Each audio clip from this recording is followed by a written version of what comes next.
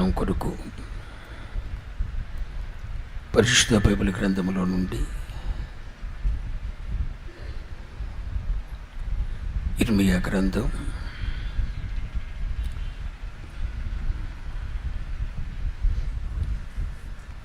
2వ అధ్యాయం. ఇర్మియా గ్రంథం 2వ అధ్యాయం 13వ వాక్యాన్ని ఈనాటి ధ్యానం కొరకు మీ ముందుకు తీసుకొని రావాలని ఆశపడుతున్నాను. నా జనులు 2 నేరములు చేసి ఉన్నారు. 2 నేరములు చేసి ఉన్నారు. జీవజలముల ఓటనైనా జీవజలముల ఓట అయినా నన్ను విడిచి ఉన్నారు. నన్ను విడిచి ఉన్నారు. తమ కొరకు తొట్లను అనగా బద్దలై నీళ్లు నిలవని తొట్లను తొలిపించుకొని ఉన్నారు. తొలిపించుకొని ఉన్నారు. ఈ చిన్న మాటలు నా వెనక చెప్పండి. నా జనులు 2 నేరములు చేసి ఉన్నారు. జీవజలముల ఓటి అయిన నన్ను విడిచి ఉన్నారు. తమ కొరకు తొట్లను అనగా బద్దలై నీళ్లు నిలవని తొట్లను తొలిపించుకొని ఉన్నారు.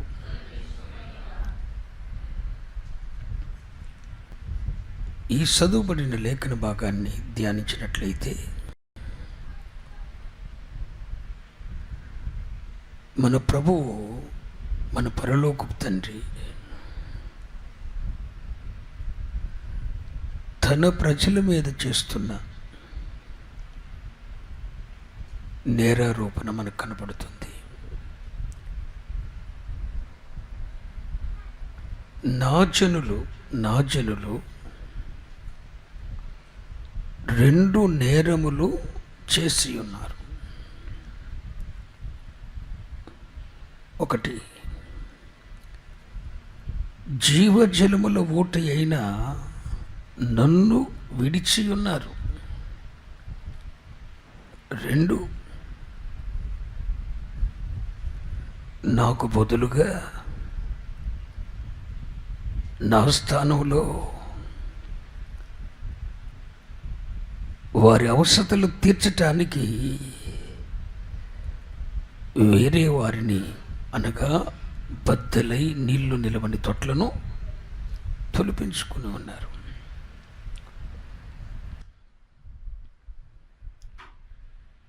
తన ప్రజలైన ఇశ్రాయేలీల మీద తండ్రియగు దేవుడు చేస్తున్న నేరారోపణ. నా జనులు 2 నేరములు చేసి ఉన్నారు. 1,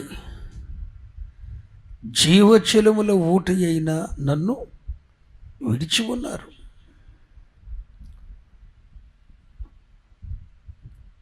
నన్ను విడచటమే ఒక నేరం అనుకుంటే నా స్థానములో మరొక వాటిని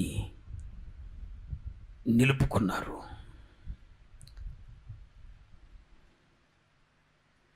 ఈ 2 నేరములు తన ప్రజలైన ఇశ్రాయేలు మీద పరలోక తండ్రి చేస్తున్నాడు. ఈ రాత్రి ఈ మాటలు మన ఎదుటికి తీసుకొని రావటం గల కారణం ఏంటి? ఈ మాటలు మనకు అవసరం. ఈ లేఖనం ద్వారా ప్రభువు ఎవరితోనో మాట్లాడుతున్నాడు. ప్రభు అంటాడు, మీరు వినుట మట్టుకు విందురు కానీ గ్రహింపరు. చాలామంది దేవుని వాక్యాన్ని మనసు పెట్టి వింటారు, కానీ గ్రహింపరు. ఈ రాత్రి ప్రభువు మనతో మాట్లాడుతున్నాడు. ఈ రాత్రి నువ్వు శ్రద్ధగా వింటే, నీ మనస్సు అప్పగించుకొని, నీ హృదయాన్ని తెరచి, నీ హృదయములో దేవుని వాక్యానికి స్థానమిచ్చి, ప్రభువు నాతో ఏం మాట్లాడతాడు అని నీ మనస్సు పెట్టి నువ్వు వినగలిగితే, ఈ రాత్రి దేవుని స్వరాన్ని తన వాక్యములో ఉండి నువ్వు గ్రహించగలవని ప్రకటిస్తున్నా. నా జనులు 2 నేరములు చేసి ఉన్నారు. ఒకటి, జీవజలముల ఊట అయినా నన్ను విడిచి ఉన్నారు. 2, నా స్థానంలో మరి వేటినో తొలిపించుకున్నారు, నిలుపుకున్నారు. ఈ 2 నేరాలలో ఒకవేళ ఏ నేరమైనా పరిశుద్ధాత్ముడి రాత్రి నీ మీద మోపుతున్నాడేమో. ఈ 2 నేరాలలో ఏదైనా ప్రభువు నీ మీద మోపుతున్నాడేమో. మేము ఎప్పుడు విడిచిపెట్టామండి ఆయనను అని మీరు అడగొచ్చు. మేమెందుకు ఆయన్ని విడిచిపెట్టాం? మేమెప్పుడు ఆయన విడిచిపెట్టాం అని మీరు అడగొచ్చు. లేఖనం వింటూ ఉండగా ఆయన హృదయాంతరంగంలో ఉన్నటువంటి మాటలను మనము గ్రహించబోతున్నాం. కాబట్టి రాత్రి నా జనులు 2 నేరములు చేసి ఉన్నారు. ఒకటి, జీవజలముల ఊట అయినా నన్ను విడిచి ఉన్నారు. 2, నా స్థానంలో బద్దలై నీళ్లు నిలవని తొట్లను తొలిపించుకున్నారు. నా స్థానం వల్ల అలా ఉంచలా, ఆ స్థానంలో మరొక దాన్ని తొలిపించుకున్నారు. ఇలాంటి దుస్థితి అసలు దేవుని జనాంగమైన ఇశ్రాయేలీయుల్లో ఎందుకు వచ్చింది? దేవునిని విడిచిపెట్టే అంత దౌర్భాగ్యపు స్థితి ఎందుకు వచ్చింది? దేవునిని విడిచిపెట్టే అంత దౌర్భాగ్యపు స్థితి ఎందుకు వచ్చింది? కొత్త నిబంధనలో పౌలు అపోస్తలుడు చెప్పాడుగా, హెబ్రీ పత్రిక 3వ అధ్యాయం 12వ వాక్యంలో పౌలు అపోస్తలుడు ఒక మాట చెప్పాడుగా, చూడండి. సహోదరులారా, జీవముగల దేవుని విడిచిపోవునట్టి. ఏంటి?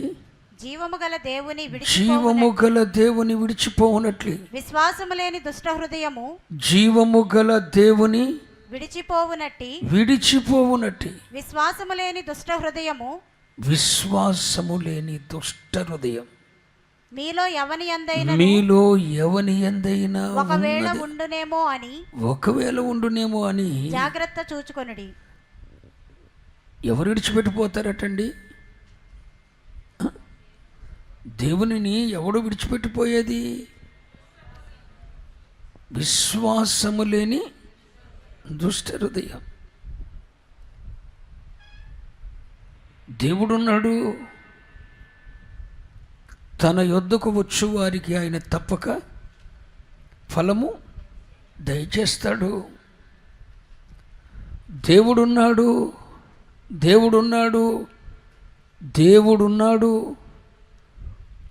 తప్పక తన యొద్దకు వచ్చు వారికి ఫలము దయచేస్తాడు అన్న విశ్వాసము లేక, విశ్వాసములో బలహీనులై, విశ్వాసము సన్నగిల్లి, దేవుని యందలి విశ్వాసముంచే అంత స్థిరమైన హృదయం వారికి లేక విశ్వాసం కోల్పోయారు. దేవుని వాక్యం ఏమంటుంది? విశ్వాసము లేకుండా దేవునికి ఇష్టడై ఉండుట అసాధ్యం. విశ్వాసం అంటే ఏంటి? అదే ఎబ్రీ పత్రికలో రాశాడుగా 11వ అధ్యాయంలో, దేవుడున్నాడనియు తన యొద్దకు వచ్చు వారికి ఫలము దయచేయుననియు నమ్మవలెను కదా. మన నిరీక్షణకు ఆధారం ఆయనేగా, దేవుడున్నాడుగా. హలో, దేవుడు ఉన్నాడుగా, ఆయన సజీవుడు కదా, నిన్న నేడు ఏకరీతిగా ఉన్నాడు కదా. మరి దేవుడున్నాడు అన్న విశ్వాసం ఏమైపోయింది? దేవుడు ఏమాత్రము అన్యాయము చేయుట అసంభవం. దేవుడు ఎవరికి అన్యాయం చేయడు.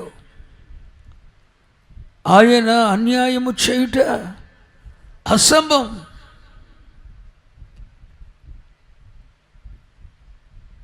ప్రభు కొరకు మనం చేసిన దాన్ని మరచిపోవుటకు ఆయన అన్యాయస్తుడైన దేవుడు కాడు. తన యొద్దకు వచ్చు వారికి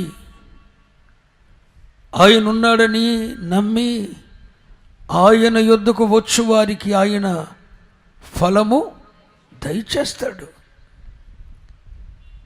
ఫలము దయచేస్తాడండి. అర్ధరాత్రి వేళ లేపితేనే తలుపు తీసి తన స్నేహితునికి రొట్టెలిచ్చిన దేవుడండి. వాడు అవసరం తీర్చడానికి కూడా కాదు. యేసయ్య దగ్గరికి వచ్చి ఒకడు తలుపు తట్టాడు. యేసయ్యకి ఆయనకి సన్నిహిత సంబంధం ఉంది. ఏంట్రా బాబు ఇవాళటప్పుడు వచ్చావు, తలుపు తట్టావు అంటే ఆయన అన్నాడు, అయ్యా యేసయ్య, నా ఇంటికి ఎవడో దారిని పోతూ నా స్నేహితుడు ఒకడు వచ్చాడయ్యా, వాడు పెట్టడానికి నా దగ్గర ఏం లేదు అని అంటే,